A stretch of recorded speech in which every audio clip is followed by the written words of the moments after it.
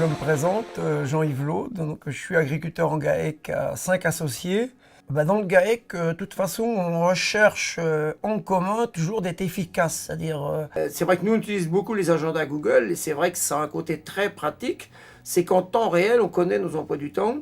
Alors, l'atelier port, c'est l'atelier qui est le plus automatisé et le plus informatisé.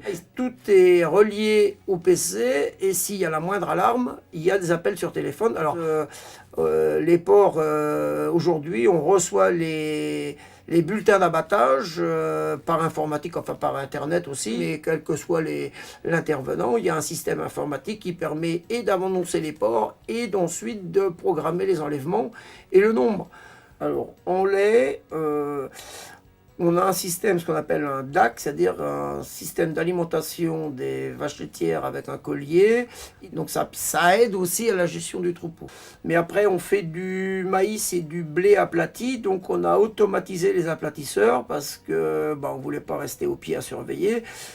Alors l'irrigation, ça a bien évolué aussi, puisque aujourd'hui on travaille d'une part avec des tensiomètres pour prendre la force d'aspiration dans le sol des cultures, pour savoir si elle a besoin qu'on y apporte de l'eau aussi.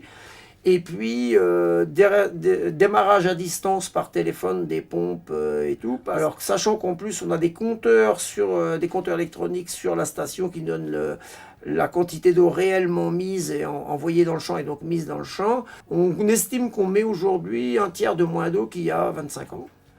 Et donc ça c'est complètement automatisé. Et nous en plus on utilise un enrouleur avec une rampe et des pandillas pour répandre le lisier dans les cultures. Donc, même chose qui est géré par un boîtier électronique.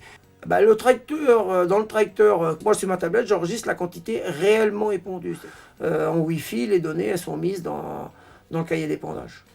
Tous ceux qui ont les codes d'accès par rapport à ça, ils peuvent aller voir ce qu'il y a de fait et ce qui n'est pas fait, quoi. Mais je crois que demain, si on veut, pour ce qui est des cultures, on n'aura plus besoin d'être dans les tracteurs. Et je pense que le drone va faire partie entière de notre vie de demain et c'est obligatoirement un facilitateur, quoi.